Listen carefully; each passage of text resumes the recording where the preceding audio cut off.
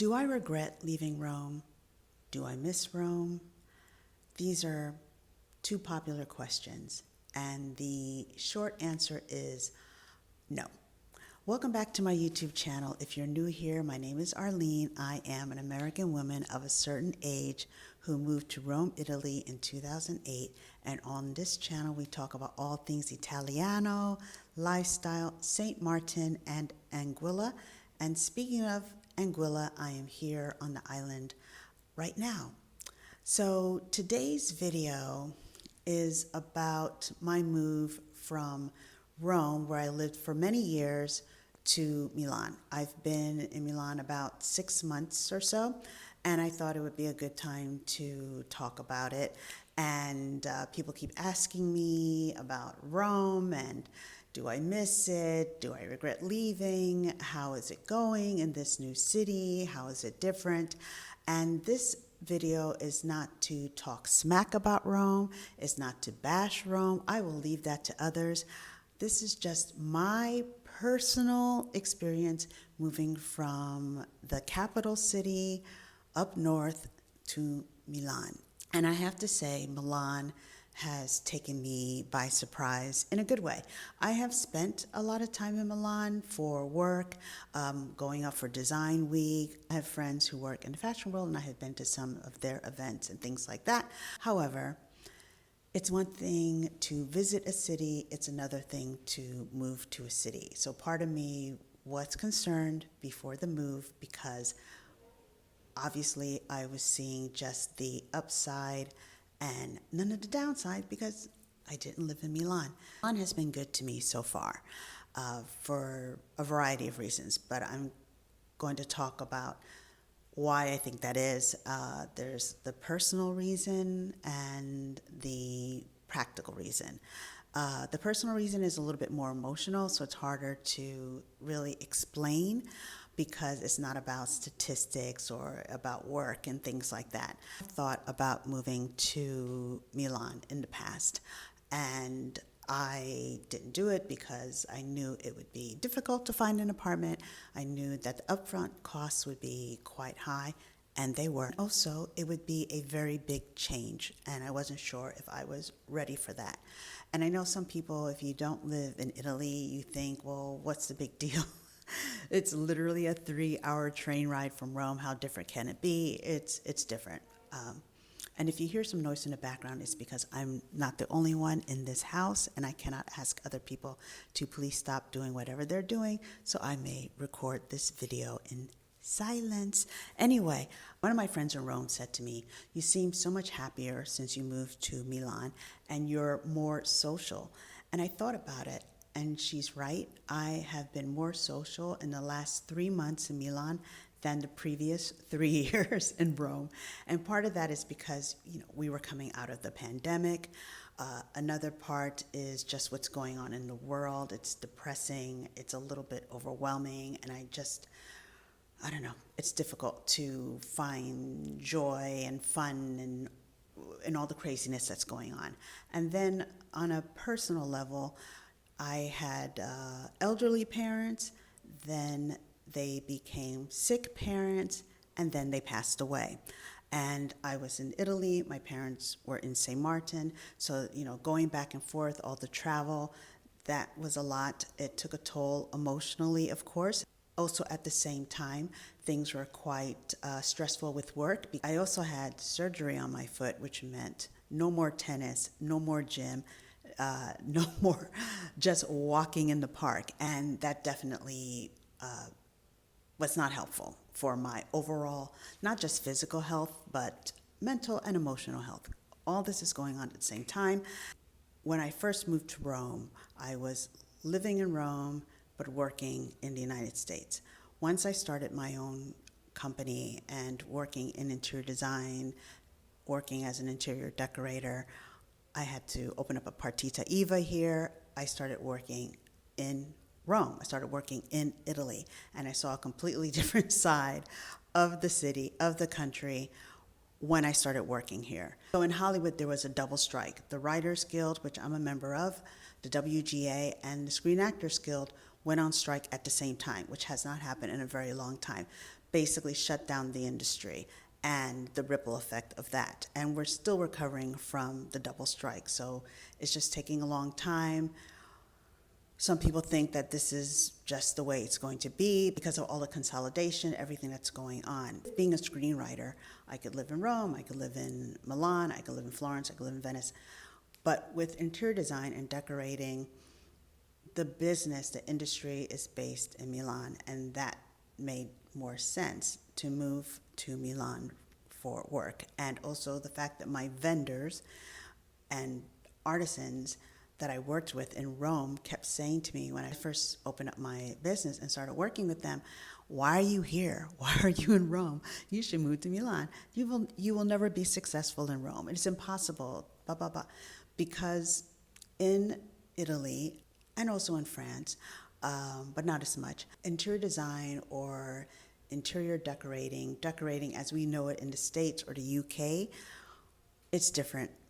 In Italy, architects do interiors. They do everything. In the United States, they do not. There are some architects who are interior designers. They studied architecture, very different.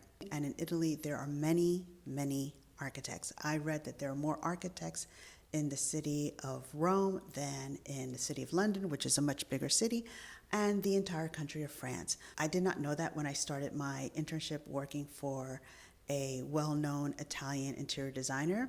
And sometimes it's better to not know certain things because you just move forward, right? You're like, okay, I can do this. So moving to Milan was always in the back of my mind once I started working in interior design and working as a decorator. After my parents passed away, that was obviously a huge life change, and nothing can prepare you for the loss of a parent or for both parents. And I miss them every day. I sometimes still cannot believe that they are not on this earth. And the finality of it is, if I think about it too much, I can't. I know that's one reason I wasn't as social. My father's funeral was in November of 2024, and I remember going to a Christmas party that my friend Erica invited me to at Hotel de Russi, which is this beautiful hotel in Rome. They have a gorgeous garden, beautiful courtyard. They have this stunning tree. Everybody's festive. The drinks are flowing. They have delicious food. And at one point, I just felt this incredible sadness. And I said to my friend, I have to go. And it was just really difficult. I didn't want to see anyone. I didn't want to go out. I felt there was like really nothing to celebrate, and Christmas was a very important holiday in our family because, my parents are from the Caribbean, so they didn't grow up celebrating Thanksgiving, but they grew up celebrating Christmas. So Christmas was the big holiday in our house.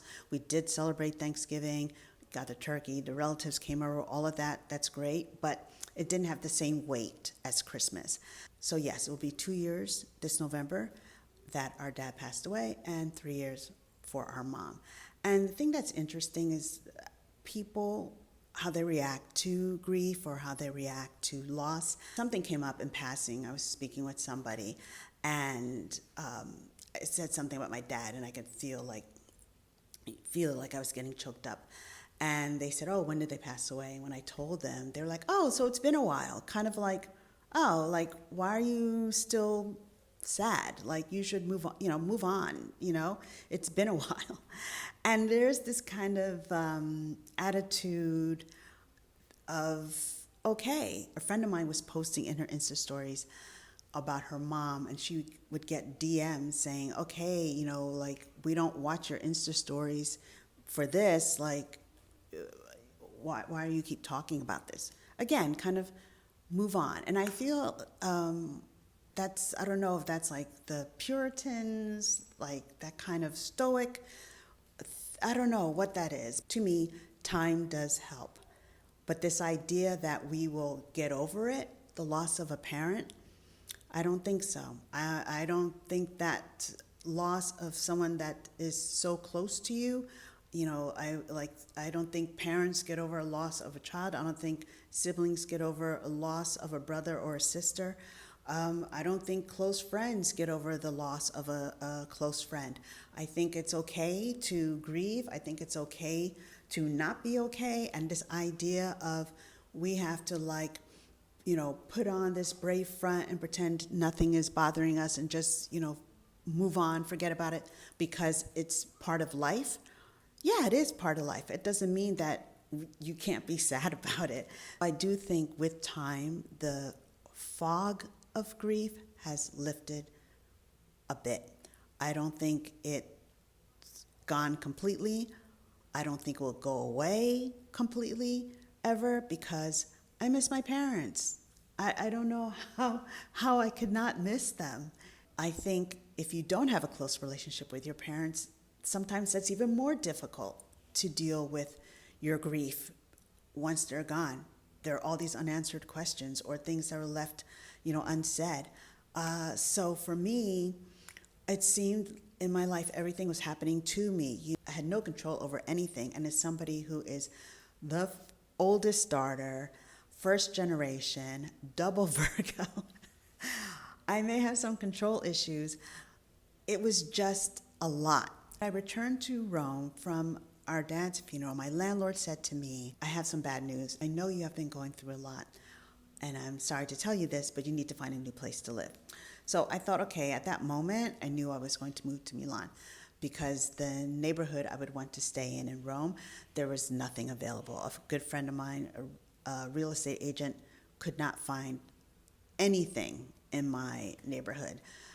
So I started to search. And for me, Milan presented a new opportunity, a new chapter, new city, and change in a positive way, something that was proactive instead of me being constantly reactive. So that was my emotional state when I moved to the city. And I think that is the reason why emotionally Milan has worked for me is because of everything that was going on or not going on before I moved to the city. Another reason why I think it's working for me is because I find it to be a more open city. I think Rome can be very closed and a bit parochial, and I get it. People have these friend groups from very young, and it's the capital city. There's so much history, going back thousands of years, and it's heavy, right? And there's a billion tourists, and it's a hard city to crack, I think. And it's one thing to visit, beautiful city. If you haven't been to Rome, highly recommend going to Rome. But it's not an easy city to work in or to live in. Part of it is just the scale of the city. Yes, population-wise, it is smaller than New York City, where I used to live, or Los Angeles, where I also used to live. But it doesn't function as well, things like public transportation. So when people would say to me, oh, that's going to be a big change for you, will you be able to handle it because the pace of Milan is very different from Rome? Again, I used to live in New York, I used to live in LA, I lived in Washington, D.C. I'm used to the pace. When people say, oh, the crime is terrible, there's so much crime in Milan. I lived in D.C. during the height of the crack wars, okay. And I lived in New York and I lived in Los Angeles. I'm American. Crime, big cities, yes, I think you have to obviously not be naive and think that everything is just rainbows and sunshine if you live in any large city. But the way it's described to me sometimes, it doesn't match the actual statistics. So again, it's all relative, right? If you have never lived in the United States and never dealt with any kind of gun violence, you have nothing to compare it to other than your lived experience. So for me, when people bring up those concerns, I understand why. And yeah, I just try to be very, aware always of my surroundings. One thing I really appreciate about Milan, I find it easier to meet people in Milan, which is the opposite of the stereotype that the further south you go, the friendlier the people are, the more open they are. And that might be true.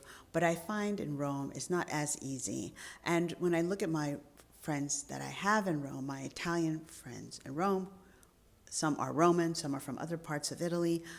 What they all have in common is that they either lived overseas at one point or they work for a big company, let's say like Fendi, and it's a multinational. They're working with people all different backgrounds. I know that that experience is not necessarily, everyone's experience. It's hard to make Italian friends. I've heard that over and over, and I'm lucky in that I did make some incredible friends. And one of my colleagues, she's Italian. She was born and raised not far from Rome, and she studied overseas, and she was working in London and somewhere else, and then she moved to Rome to work for a design firm, and she was saying how she found it difficult to meet people and to make friends, and that has not been her experience in Milan. And that was interesting hearing it from her because she's Italian. Because I think when you're a foreigner, you think, oh, it's me because maybe my Italian is not 100%, so it's harder to connect with people because you don't speak the language fluently or something else. And no. And I've talked to other Italian friends in Milan about this as well. So I think that helps as far as, being more social. And for me, I appreciate the diversity. Now, some people don't care. They're, some of my fellow Americans, they're like, whatever. They are fine with being the only one in the room. Some of them prefer it, and it's a flex. It's not a flex to me. So I went to this fundraiser that my friend organizes, and it was raising money for Jamaica after a hurricane. And I remember looking around the room and saying to myself, Rome could never. I have never been in a room like this in all the years that I lived in Rome. And I'm not just talking about diversity as far as ethnicity or nationality or race, but also like the different jobs and different careers and different interests and different industries. It was a really eclectic, dynamic, interesting, fun group of people. And so that was a fundraiser. And then, of course, there were a lot of Jamaicans there. And one of my friends said, I had no idea there were so many Jamaicans in Milan. And it was, and some of the Jamaicans were people who were born and raised in Jamaica. And then there were people who, their parents were from Jamaica. And there were people from other islands, people from the United States, from Canada, from Brazil, obviously from all over Italy, from Milan, Milanese dock. It was incredible. Right before I came down to the Caribbean, a friend of mine had an aperitivo, kind of, hey, it's summer, good to see everybody before people leave to go on vacation, also to celebrate her rosé, Tamu rosé. And I'm looking around the room, and as with the Jamaican fundraiser, this crowd is just so interesting, very diverse, and people are very friendly, and a bunch of my friends were there, and I met their friends, and people were like, let's stay in touch. That's another thing I noticed in Milan. People say, oh, do you know so-and-so? You two should meet. And people are genuinely curious, and they follow up, which is different from when I lived in Los Angeles. People say, oh my God, we should totally have lunch. And then you never hear from them again. But I find that people are not as flaky in Milan, and I appreciate that because I'm from the East Coast. And sometimes the Roman wall, that doesn't work for me. The energy is very different. It works for me. It may not work for other people, and that's okay because we don't all have to like the same thing, right?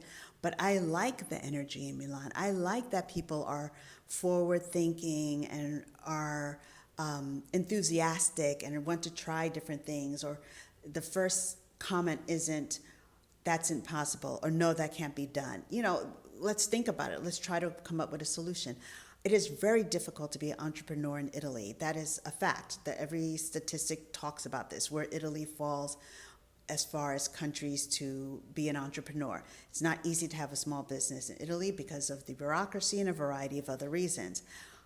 In Rome, it's very difficult. Unless you are working in hospitality, which then that's a different story. I have friends who are in that sector, and they do extremely well. It's great. Look at the brand La Double J, which was founded 10 years ago by an American named J.J. Martin. If she had moved to Rome instead of Milan, La Double J as we know it would not exist. It wouldn't. Because you moved to Milan doesn't mean poof, all the issues that people complain about when trying to operate a business in Italy disappear. It just might be a little bit easier. And for me, professionally, I am feeling so much more inspired because I'm working in a city where the industry is based. So Milan is the capital for design, and I am meeting so many incredible people who work in the same field, who are excited about it, enthusiastic about it, and want to talk about it. So that's really refreshing. It gives me a different perspective and it's reinvigorating. It would be great to work more in Italy because I live in euros. I would like to earn in euros as well. And also, I think it's good to be nimble. When you work for yourself, you work in a creative field, it's good to have more than one source of income because Hollywood, things are slow, they take a long time. Who knows what will happen with AI and just all the changes in the industry and also all the different isms that I've talked about in the past. Whereas those same things don't apply in interior design or decorating. Like nobody cares how old you are when you're a decorator. If anything, it's good to be older. You have more experience and people appreciate that. It's the opposite in Hollywood, and I know that. So for me, I think it's a good balance. It's not so great it's not so great with the time difference. I find myself sometimes on these Zoom calls at like 1 o'clock in the morning, 2 o'clock in the morning, my time, because if it's a call with my producers and an exec, and everybody else can make the call in the afternoon LA time, I can't be the only one who says, oh no, that doesn't work for me, and the 5 other people change their schedules. That's not happening.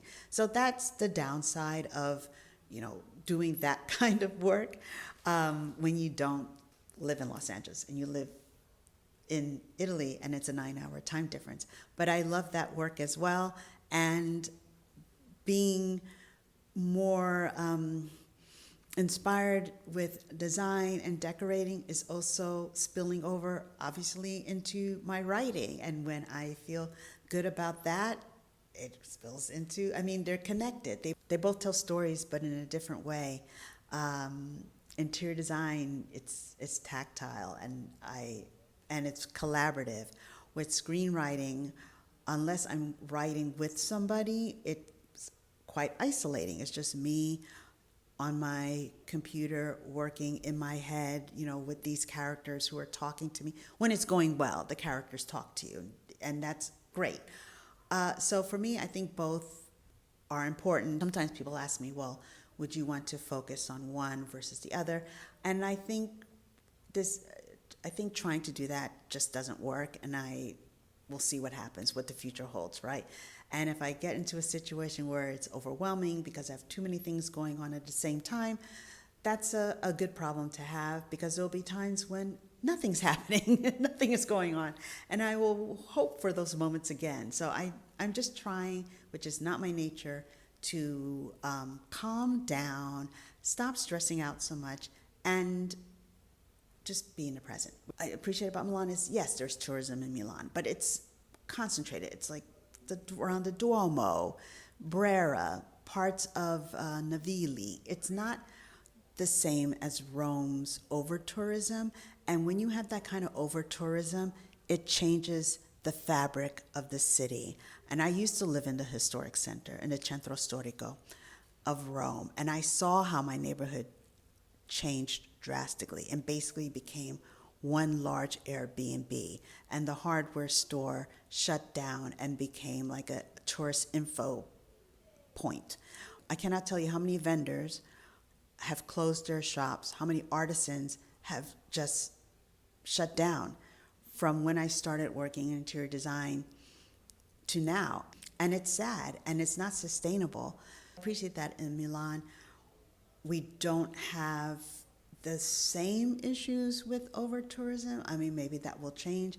And the fact that most people, can't stay in Milan. They say it's not worth visiting. They say it's terrible, it's ugly. I cannot tell you how many people say to me, oh my gosh, you must miss Rome so much because Milan is so ugly. Milan, to me, is not ugly. I appreciate the variety of architecture. I think you can find beauty anywhere, right? Everywhere. You just have to be open to it. you cannot compare Milan to Rome, Florence, Venice. You know, I think if Milan were in another, I've said this before, but if Milan were in another country, no one would say that city is ugly. It just, they say it because they're comparing it to other cities in Italy, and Italy has a wealth of incredibly beautiful cities, towns, villages. There's a lot of beauty in Italy, a lot. Obviously, beauty is important. I'm not saying it isn't, but beauty alone is not going to pay your rent. And for me, I am so happy to be in a place where the public transportation functions. Now, I know that people who've only lived in Milan will be like, are you serious? Compared to Rome, yes, there are more metro lines, more trams.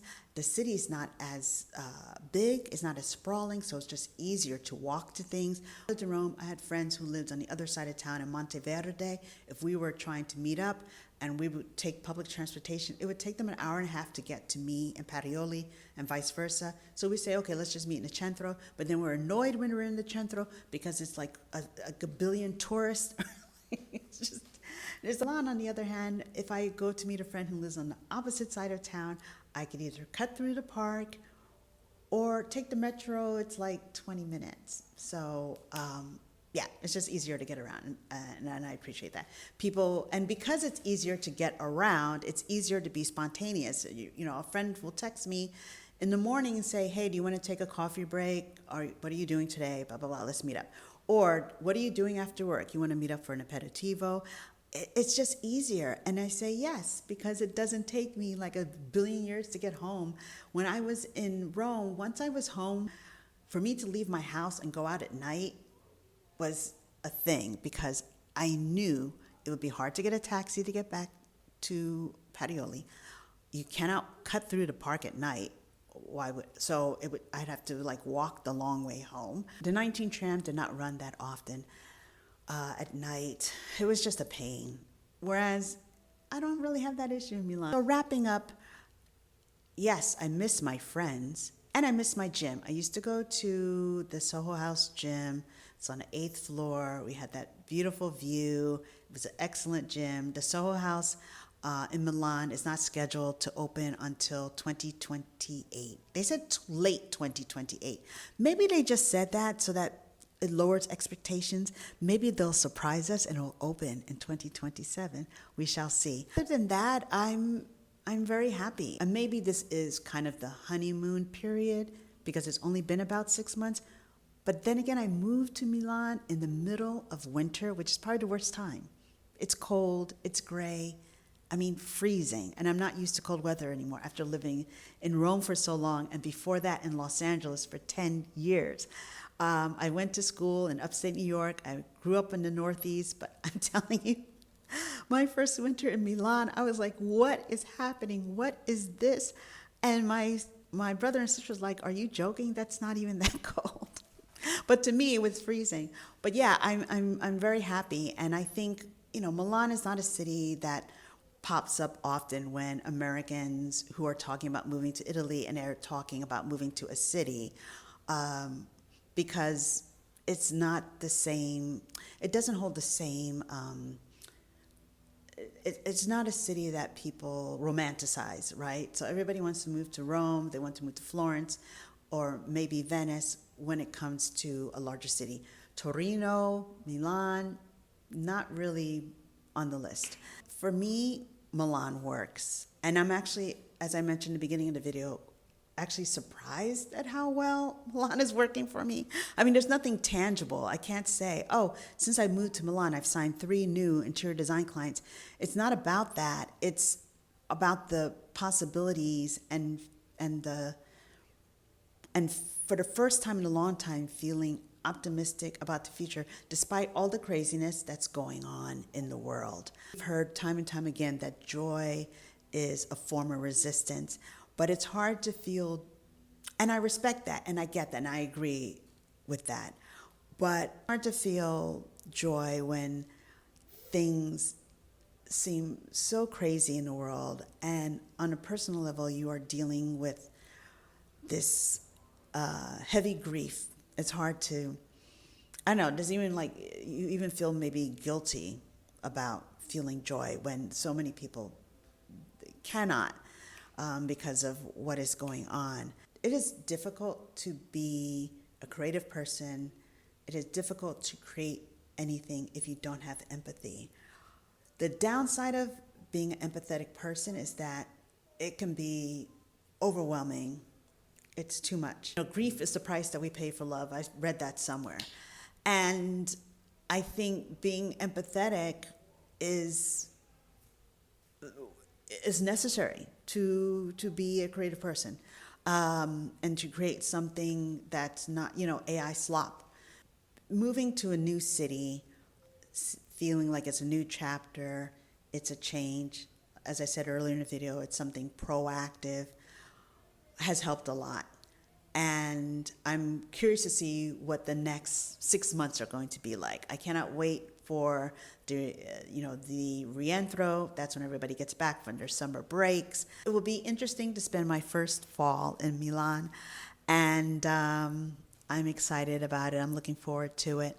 Thank you for watching this video. It's a little disjointed today because I'm not at home. I don't have my ring light. I'm not in my living room. I'm in a room with very high ceilings, so hopefully the sound's not too bad. Hopefully the noise of the music coming from the veranda and people splashing the pool is not too loud. For a subscriber, thank you for subscribing. If you're not a subscriber, please hit that like and subscribe button. It will help grow the channel, and I hope you enjoy the rest of your day. Ciao for now.